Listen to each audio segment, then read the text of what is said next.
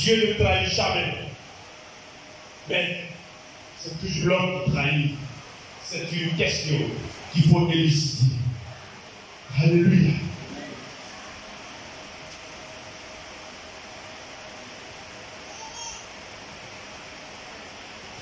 Mais cependant, à la conférence, on s'est demandé, mais qui est là? Parce que David pose la question. Qui est là pour que Dieu s'intéresse tant en lui? Alléluia. Regardez. Le monde que vous voyez, la terre, n'est même pas un grain de sable dans l'univers, dans tout l'univers. Il y a des galaxies, il y a plusieurs galaxies. Et dans notre galaxie, il y a plusieurs systèmes solaires. Et dans chaque système solaire, il y a des étoiles, il y a une étoile du moins, et puis il y a des planètes comme la Terre. Et l'univers s'étend à l'infini. Mais comment Dieu t'a fait ces choses? Toi, par rapport à la dimension de la Terre qui fait 2 mètres, la Terre fait, je ne sais combien, peut-être 12 000 combien de diamètre, je ne sais quoi. Alléluia. Tu es qui pour que Dieu s'intéresse à toi? Pourquoi Dieu s'intéresse à toi, homme, femme? Regarde, si tu peux percevoir la valeur que Dieu met en toi, si tu peux percevoir l'amour que Dieu met en toi, pourquoi Dieu te cherche tant?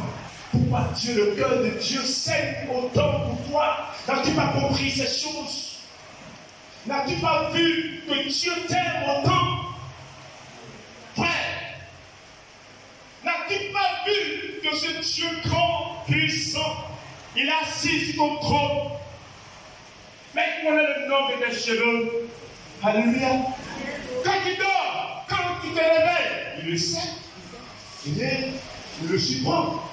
Pourquoi je le fais ainsi? Alléluia. Je veux l'exemple d'un couple qui se faisait suivre par un essai d'abeilles. Partout, ils étaient dans leur voiture, au marché, les abeilles les suivent. Alléluia. Ils vont au travail, abeilles la suivent, les abeilles suivent la voiture. Alléluia. Ils vont dans les garages, ce n'est pas une seule abeille, c'est leur essai, dans leur groupe là. Oh! Alléluia. Bon, ils ont compris. Ils ont envoyé les autorités policières. Apiculteurs.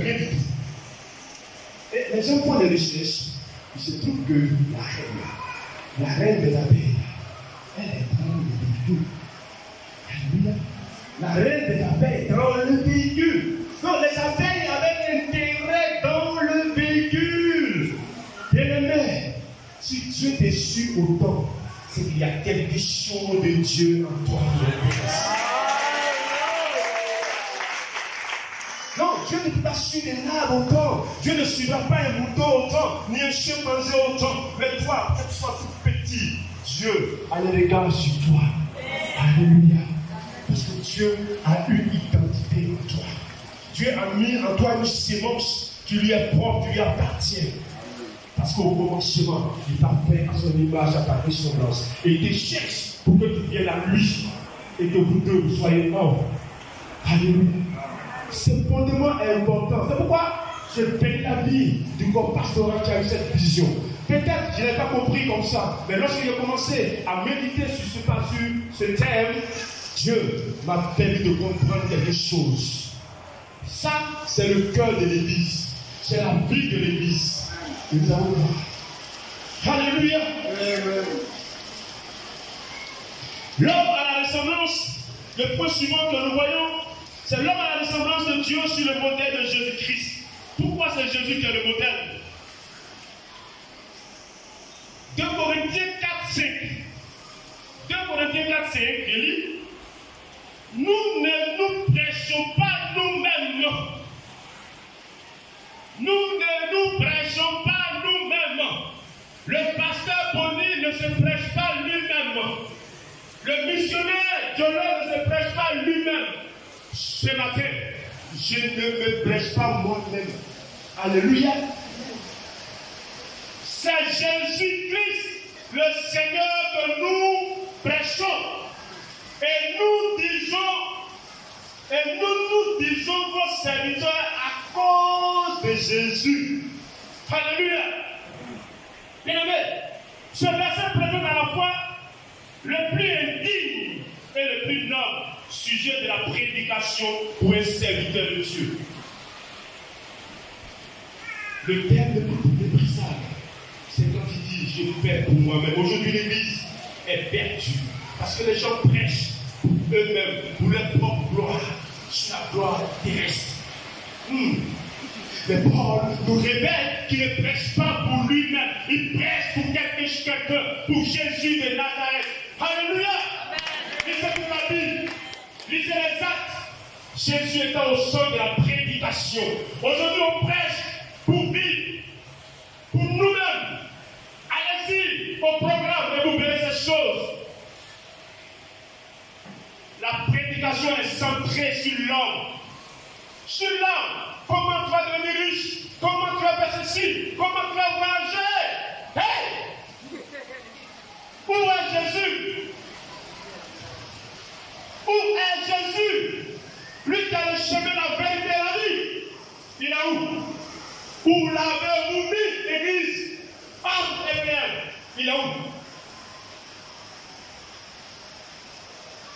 Paul présente les membres de son équipe aussi comme des serviteurs à cause de Jésus. C'est une façon de se faire passer lui et ses compagnons au second plan. Alléluia. Aujourd'hui, les serviteurs se positionnent à la place du roi des rois. Regardez vous-même, allez-y. Ils ont des sièges aussi hauts que ce tableau. Ils sont assis. Et le siège représente 3 fois leur taille. Parce qu'il règne sur la terre. Alléluia. Alléluia. Je vais dire, est-ce que cette révélation de régner sur la terre, Paul ne savait pas, Pierre ne savait pas, Timothée ne savait pas? Alléluia. On dit régner aussi. Pourquoi? Parce qu'elle prêchait Jésus-Christ de Nazareth. Aujourd'hui, donc, les gens prêchent autre chose. Comme je l'ai dit, l'évangile de la prospérité. Regardez, Dieu n'est pas contre la richesse. Mais ça ne doit pas être un projet. C'est pour ça que Christ est venu à la croix pour être riche. La solution est, la Bible dit, qu'il n'est pas bon pour l'homme de ne pas travailler. Ne pas manger, ne pas travailler, c'est ça. Il faut travailler avec la main et Dieu rend prospère. Salomon, qui était l'homme le plus riche, c'était un homme qui investissait dans plusieurs affaires. Il faisait beaucoup d'affaires, il faisait des choses d'affaires. Alléluia. Et vous voulez être riche comme ça? Non. La solution de la richesse, c'est de travailler. C'est de demander l'intelligence. Alléluia. Alléluia. Mais cette richesse, elle doit être mise au profit de Dieu. Non pas à son propre besoin. Aujourd'hui, les gens ont 3, 4 avions privés. C'est Jésus qui vous a dit ça? Des voitures que je ne peux citer. Alléluia. C'est Christ qui vous a dit ça? Mais il lui-même qui a pratiqué ces choses. Aujourd'hui, c'est repenti et déclare que tout ce qu'il a enseigné était faux. Je peux vous apporter les lieux. Alléluia. Malheureusement, les gens ont copié les Bibles. Les gens ont copié les serviteurs américains. Et cela est visible quand on passe dans les pays anglophones. Soyons riches, mais soyons riches pour Dieu. Alléluia. Soyons riches pour Dieu, pas pour nous-mêmes. Parce qu'on n'ira pas au ciel avec ça. Alléluia. Et nous avons parlé donc de la Trinité de Dieu. Vous connaissez, je n'ai pas aimé ces choses. Vous savez que Dieu est créateur, Dieu est tout-puissant, Dieu est saint, Dieu est amour, Dieu est justice, Dieu est parfait, Dieu est éternel. Après, on mettra le document de Josué à tous les versets. Mais pourquoi nous donnons notre à Christ? Pourquoi pas à Dieu lui-même directement? Parce que nous comprenons que dans ce schéma, on fait pour montrer que Christ lui-même, nous avons vu qu'il est l'image de Dieu. En Hébreu 1, verset 2 et 4, je pense, la Bible dit que Jésus est l'empreinte de la personne de Dieu. Alléluia. Il est l'empreinte de la personne de Dieu. Celui qui a fait dire à Thomas, Je suis depuis longtemps avec vous. Vous ne m'avez pas encore vu le Père. Alléluia. Celui qui m'a vu a vu le Père.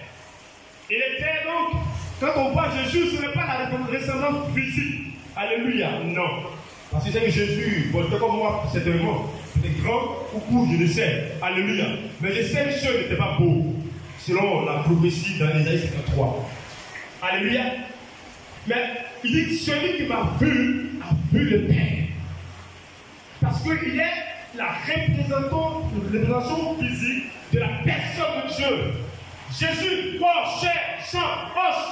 Mais il était 100% homme, mais en même temps, il était 100% Dieu. Alléluia. Donc, il était à la ressemblance de Dieu. Il était comme Dieu. Les attributs de Dieu étaient en lui. Mais il n'exposait pas ces choses forcément. Il pouvait à un moment donné manifester les dimensions de la divinité en lui. Il pouvait marcher sur l'eau quand il le voulait. Alléluia. Il pouvait ressusciter Lazare qui était mort 4 jours. Et il savait toutes choses, il connaissait toutes choses. Il te voit et il déclare qui tu es, d'où tu viens. Alléluia. Ce n'est pas comme les prophéties qui font aujourd'hui et qui prennent ton numéro de téléphone. Ils savent tout. Ah, ton enfant, il s'appelle XY, il est né quand en 1955. Oui, je m'en vais dans ton village s'appelle Tonton. Non! Alléluia! Dieu ne fait rien avec ces choses.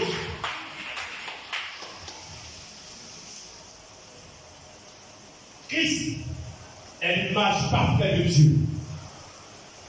Et Christ représente Dieu. Nous devons ressembler à Christ. Et Christ ressemble à qui? Christ ressemble à qui? À son Père. Donc si nous ressemblons à Christ, on va ressembler à qui? À son Père. Paul dit, soyez mes imitateurs, comme je le suis de Christ. Voici un homme de Dieu qui peut affirmer, soyez mes imitateurs. Alléluia. Homme de payeur. Est-ce que tu peux dire, soyez mes imitateurs? Femme de payeur. Tu peux dire, soyez mes imitateurs. Est-ce que tu imites Jésus? Est-ce que tu imites le roi de rois? Alléluia. Est-ce que tes caractères sont conformes au caractère de Christ? Il n'y a-t-il pas de semblance entre toi et Jésus? Amen. Paul a dit, soyez mes imitateurs, il est courageux. Parce que nous allons voir comment il a fait. Et donc, nous comprenons que Dieu, Jésus, étant 100% Dieu, 100% homme, donc il est le reflet dans la plénitude de Dieu. Nous pouvons donc ressembler à Christ et ressembler par ricochet au Père. C'est une translation. Christ, le chemin, la vérité, la vie, bon, ça, on avait développé. Mais nous comprenons que quand Dieu dit je suis le chemin, la vérité, je suis le chemin, il y a deux dimensions à comprendre rapidement. Il a le chemin. C'est-à-dire quand il marche, il prend un chemin, il indique un chemin. Alléluia. Il indique un chemin. En même temps, il dit je suis le chemin. Il a l'identité du chemin lui-même. Alléluia. Ça confie à mesure qu'il marche, le chemin se déroule. S'il ne marche pas, il n'y a pas de chemin. Alléluia. Vous voyez, c'est comme un drap qu'on a pu dérouler. Au fur et à mesure qu'on déroule le drap, par derrière se déroule, par devant se bloqué. Alléluia. Donc quand Christ a le chemin, quand il marche, il laisse des traces derrière lui. Et ces traces, ce sont les chemins. Et lui-même, il est le chemin. Mais ce chemin nous révèle la vérité de Dieu. Alléluia. Ce chemin nous révèle, nous conduit à la vérité de Dieu. Cette vérité qui fait que l'homme qui avait un cœur méchant, le cœur non restauré, comprend la vérité et abandonne, renonce aux choses mauvaises. Et il emprunte un chemin du salut. Alléluia. Et au bout de ce chemin, il y a la vie. Il y a la vie.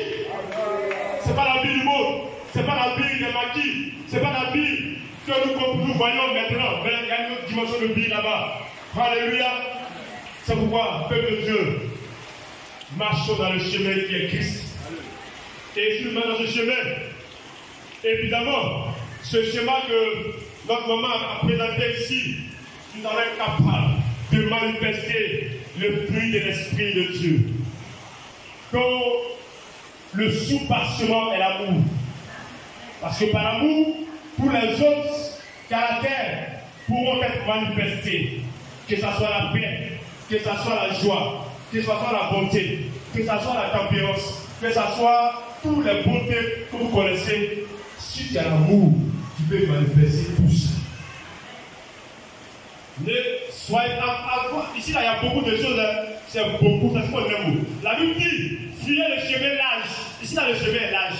Nous, à ma droite, là, le chemin est large. Vous voyez, non? C'est prophétique. On n'a pas pensé à ça, hein? Mais quand on a saisi, on a vu qu'à droite, le chemin est large. C'est ce que les gens viennent emprunter. Mais ici, le chemin est étroit, petit comme ça. Mais c'est ici à la vie. Alléluia. Bien-aimés, sachant ces choses, nous devons donc être à l'image de Christ et savoir donc combiner Christ. Je disais à côté à un frère que le caractère de Christ là, on connaît. Tous les chrétiens en sait, on connaît, on peut le citer même. Alléluia. Mais le problème, c'est l'application. Mais pourquoi ne viens pas m'étaler sur ça? Parce que le temps est arrivé. Parce que je vais juste citer certains. Christ était soumis, obéissant à la volonté de Dieu. Il disait que, en Jean 4:34, que la nourriture, c'est de faire la volonté de Dieu. Alléluia. Lui, sa nourriture, c'est qu'il mange ça. On a vu dans Job, l'homme méchant, il boit l'humidité, comme l'eau. Amen. Mais Jésus, il boit la volonté de Dieu comme l'eau. Alléluia. Est-ce qu'un homme, une femme, un jeune peut-il boire la volonté de Dieu comme de l'eau? Je t'encourage, bien-aimé, à boire la volonté de Dieu, à manger ça comme la nourriture. Parce que la nourriture fortifie le corps physique. Et la volonté de Dieu partit l'homme spirituel qui est en nous. Alléluia. De la même façon que mon frère juste, s'il fait un jour manger son visage, sera serré. Alléluia. De cette même façon, il faut qu'on soit capable de voir la volonté de Dieu pour toi. Et on a la volonté de Dieu de manière éternelle, de manière présente et de manière scatologique, c'est que nous soyons à la ressemblance de Christ. Alléluia. Alléluia. Et nous savons que Dieu, Jésus a fait preuve d'amour. Il a fait preuve d'amour. Et il dit à l'Éphésiens que toute votre vie soit dirigée par l'amour. Comme cela a été le cas pour le Christ. Il nous a aimés et a livré lui-même sa vie à Dieu pour que nous soyons une offrande et un sacrifice. Alléluia. Et à ce niveau, l'Église TPM, il faut que vraiment nous soyons capables de nous aimer comme ce doit. Le frère Kandawe avait posé la question, savoir est-ce qu'il y a l'amour ici? On a répondu oui. La communion fraternelle. Mais on doit aller plus. On doit aller plus au-delà de ces choses-là. Je voudrais simplement prendre lire Matthieu 5, verset 44. Il dit moi, parce qu'il est venu pour révéler le cœur de Dieu. L'homme naturel est méchant. L'homme naturel a de la haine. Même pour son ami, même pour son ennemi. Encore son ennemi. Mais si la Bible dit que, mais moi je vous dis, aimez vos ennemis. Alléluia. Et bien, si tu as aimé tes ennemis, ton frère, hein? Tu n'aimes pas ton frère. Pas trop. Alléluia. Quand tu entends quelque chose, ton frère, fléchis genoux, prie. Bénissez ceux qui vous maudissent. Faites du bien à ceux qui vous haïssent. On dit bénissez ceux qui vous maudissent. Celui qui te maudit là, tu vas le bénir. Alléluia. Moi, j'ai des sorciers là, pendant des mois et un jour. Ils sont dans la maison là-bas. Alléluia. Mais dans mes prières de temps, je dis Seigneur, permets qu'il dure longtemps et qu'il voit ta gloire dans notre vie. Non, moi, je les bénis, mais pour que Dieu aussi les transforme, pour que demain soient des chrétiens. Alléluia. Parce que Dieu dit, nous sommes des sentinelles. Si on ne veille pas, pour que le peuple change, il viendra frapper. Alléluia. Nous devons être les sentinelles. À ceux qui vous haïssent, et priez pour ceux qui vous maltraitent et qui vous persécutent. Mais l'esprit de la sorcellerie, sera combattu. Alléluia. Parce que nous avons à lutter contre les dominations, les principautés, les esprits méchants, et non pas contre la chair. Donc, toi aimer tes ennemis. Jésus a aimé ses ennemis. Ceux qui les maltraitaient à la croix, il les a aimés. Alléluia. Et quand même, il fallait donner la loi avec cette femme qui a commis l'adultère, il a manifesté l'amour. Toi, quand quelqu'un vient vers toi comme ça, c'est pour l'accuser, c'est pour le vilipender. Tu dois exprimer de l'amour envers quelqu'un qui est dans la faiblesse. Alléluia. Bien-aimés, le temps nous persécutons. Nous n'avons pas entré dans les caractères de fidélité, de joyeux, soyez joyeux comme Christ l'est, la fidélité joyeuse. Il dit, ensuite pardonner, le pardon c'est important. Ça va dire non, résister. Jésus-Christ protégeait ses disciples, il priait pour eux, hommes et pères. Tu vois aussi un père qui couvre, qui garde, qui protège, qui sécurise. Lorsque tu attends des nouvelles, fléchis genoux, prie. Lorsque Jésus a pu que Satan voulait faire du mal à Pierre, il a d'abord prié avant de venir lui dire quand il est la victoire. Alléluia. Quand tu attends quelque chose de ton frère, va prier d'abord. Alléluia. Et arrête de colporter des informations qui ne sont pas justes. Et dans sa souffrance également, nous devons nous identifier dans sa mission. Jean 20:21, Jésus a dit dans sa prière, comme toi, Père, tu m'as envoyé dans le monde, moi aussi je t'envoie dans le monde. Comme le Père m'a envoyé dans le monde, moi aussi je vous envoie. Jean 17, verset 18. Et Matthieu 28 également, comme EPM, nous devons être des évangélistes. Nous devons accomplir la mission que le Seigneur nous a confiée. Et le dernier point, qui, à mon sens, est un point crucial, que je vais aller rapidement là-dessus, c'est comment ressembler à Christ. Comment traiter notre caractère. Alléluia. 1. La Bible dit que en 2 Corinthiens 5, 17 que quand nous nous convertissons, nous devenons une nouvelle créature, toutes les choses sont passées. Alléluia. Mais ce n'est pas magie, hein. Alléluia. C'est une vie. C'est une vie. Et comment cela se passe? Ce que nous devons dire aujourd'hui est que, voyez-vous, quand le Seigneur exprime à travers l'apôtre Paul dans 2 Corinthiens 4, verset 6, cette pensée, car Dieu qui a dit, la lumière brillera au sein des ténèbres, a fait briller la lumière dans nos cœurs, pour faire resplendir la connaissance de la gloire de Dieu sur la face de Christ. Alléluia. Souvenez-nous, en Genèse 1, la terre était informe et vide, et les ténèbres régnaient sur la terre. L'homme non régénéré était un homme qui vit dans les ténèbres. Alléluia. Mais qu'est-ce que Dieu fait? Dieu envoie la lumière pour éclairer notre cœur, pour que la connaissance de Jésus-Christ soit révélée. Alléluia. Pour que la vie de Dieu soit en nous. En Genèse 1, quand Dieu a vu les ténèbres, il a envoyé aussi la lumière pour séparer les ténèbres des choses du jour. Alléluia. C'est la même chose, bien-aimé. L'homme non régénéré a besoin de la lumière de Dieu. Dieu avait créé l'homme innocent, mais le péché s'est introduit dans la création et avec lui de places ténèbres.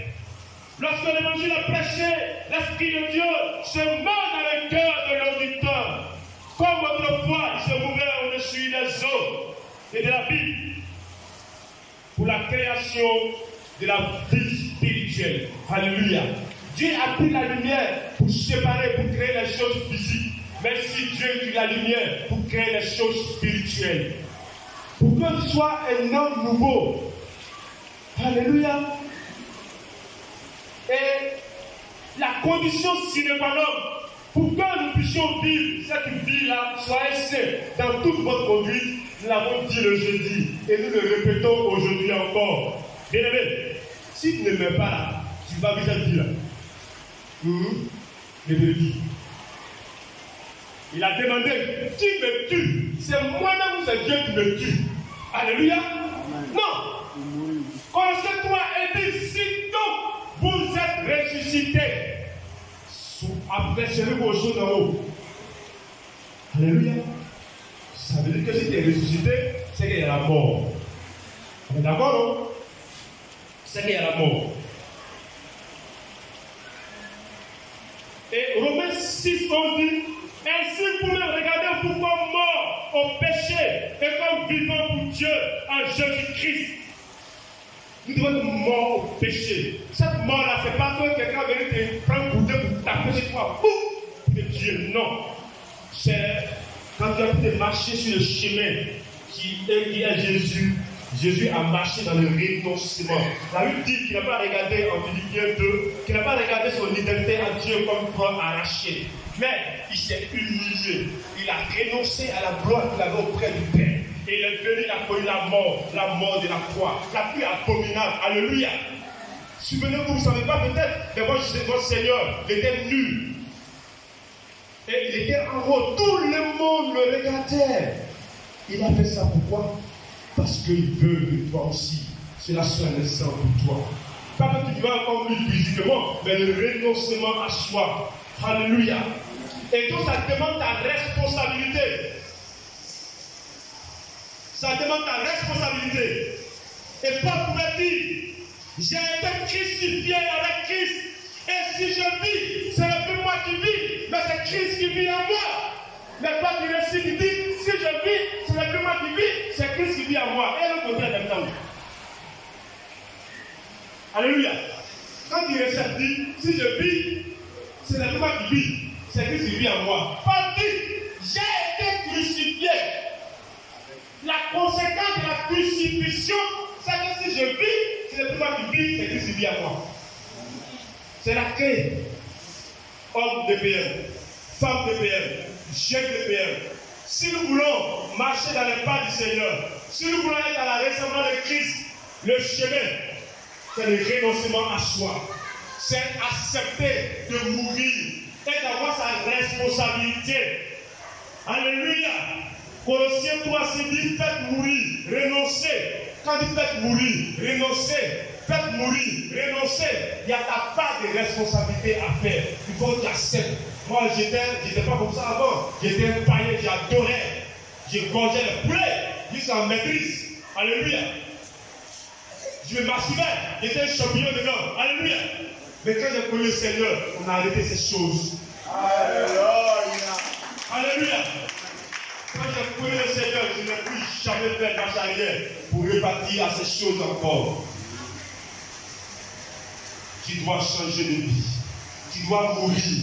Quand tu es mort, quand on te parle mal, tu n'entends plus. Parce qu'il a dit, dans l'église, il y a beaucoup de gens, ils sont dans un coma léger. Parce que quand tu touches un peu, alléluia. Quand il a insulté un peu là, il garde temps pour toi. Un mort, on peut le côté, il dit rien. On peut l'insulter, il dit rien. Notre Seigneur est notre modèle. Il était mort dans sa marche de tous les jours avant sa mort physique. Parce qu'on pouvait nous dire tout. On les traitait de persécutés. Mais il n'a pas fait descendre le feu sur les gens. Non. On l'a traité de tous les noms d'oiseaux, de mauvais oiseaux. Jamais il s'est fâché pour ça. La seule fois qu'il s'est fâché, c'était contre ce que les gens étaient de vendre des choses dans la maison de l'Éternel. C'est ça qui doit te faire fâcher. Et peuple de payer. Alléluia. C'est les choses qui vont contre la volonté de Dieu qui va te faire fâcher, mais pas des petites choses parce que tu es mort à ces choses-là. Pourquoi tu es mort à ces choses élémentaires et tu te rends vivant encore pour ces choses-là? Alléluia. Renonçons à ces choses-là. J'avais fini et je vais dire pour clore que pour atteindre ce niveau, quand on est mort, c'est dans la méditation. Quand on est mort, pour que la mort soit réelle, c'est une vie progressive. C'est une vie de tous les jours. Il faut méditer la parole de Dieu. Il faut étudier la parole de Dieu. Il faut venir aux enseignements de mardi. Il faut venir aux enseignements de vendredi. Il faut venir régulièrement au culte de dimanche. Il faut chaque jour lire ta Bible. Josué 1, verset 8. C'est en cela que tu auras du succès. Alléluia. Amen.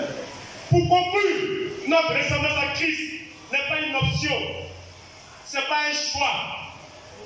C'est une obligation qui est conforme à la volonté de Dieu. Et nous avons montré le chemin qui est Christ. Nous devons suivre ce chemin-là.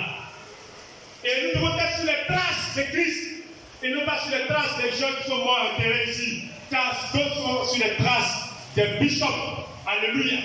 Qui eux-mêmes sont sur les traces de Christ. Hommes EPM, femmes EPM, chefs EPM, acceptons de marcher sur les traces du Seigneur. Et au bout, nous connaîtrons la vie éternelle. Telle est la pensée de Dieu pour vous ce soir, ce matin. Que Dieu vous bénisse.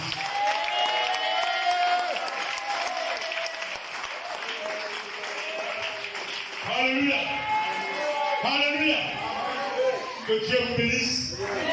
Si tu penses que ce message a ouvert certaines réalités sur ta vie spirituelle, tu peux te mettre à genoux si tu veux, mais tu peux présenter ton cœur à Dieu. Parce que notre marche est-elle conforme à la volonté de Dieu? Est-ce que les caractères que tu développes sont conformes au caractère de Christ? Est-ce que tu marches dans l'amour? Est-ce que tu marches dans la soumission? Est-ce que tu marches dans la volonté de Dieu? Est-ce que tu as pu accomplir la mission de Dieu? Est-ce que tu as pu de croire la volonté de Dieu comme de l'eau? N'es-tu pas au contraire en train de poser des actes qui sont contraires à la volonté de Dieu? Quelqu'un a dit, si nous pratiquons les choses de Galates 5, 19 à 21, avant Galates 5, verset 19, ce sont les œuvres de la chair. Mais aujourd'hui, ce matin, Dieu veut que tu puisses pratiquer les œuvres de l'Esprit de Dieu. Toi seul, sais comment tu marches. Quel est ton caractère professionnel? Quel est ton caractère national? Quel est ton caractère privé? Quel est ton caractère de classe, géographie, de autres?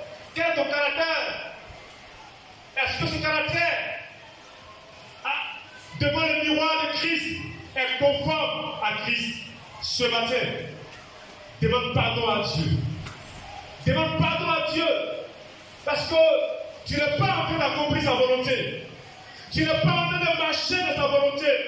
Car sa volonté éternelle, c'est que nous soyons à l'image de son Fils. Sa volonté présente, c'est que nous soyons transformés de gloire en gloire par l'Esprit de Dieu. Et sa volonté eschatologique, c'est que nous soyons semblables à Christ quand nous le verrons tel qu'il est. Et dit, si nous avons telle promesse, alors rendons-nous purs. Ce matin, tu vas continuer ici et dans toutes les vies, dans toutes les fois, aujourd'hui, avant d'aujourd'hui, jusqu'à la maison, et dans toute cette année, fais l'effort, renonce à beaucoup de choses, prends l'engagement de renoncer à beaucoup de choses pour que cette vision-là ne soit pas une vision qui est dans l'esprit du pasteur, mais que ce soit une vision qui se manifeste dans nos vies de tous les jours. Et que les gens du dehors disent, en 2019, on a vu Jésus-Christ à EPM. Parce que toi-même, tu te seras comporté comme Christ. Seigneur, merci. Parce que c'est par ton esprit que cette transformation s'opère. C'est par le Saint-Esprit que cette régénération s'opère. C'est par le Saint-Esprit que la sanctification pratique s'opère. C'est par le Saint-Esprit que la ressemblance avec toi s'opère. Tu vois la sincérité des cœurs, tous ces cœurs, et amène chacun de nous à la croix, au renoncement, afin que nous puissions dire comme Paul, si je vis dans l'espérance du Fils de Dieu qui m'a aimé. Il s'est donné à la croix pour moi. Qu'il en soit ainsi.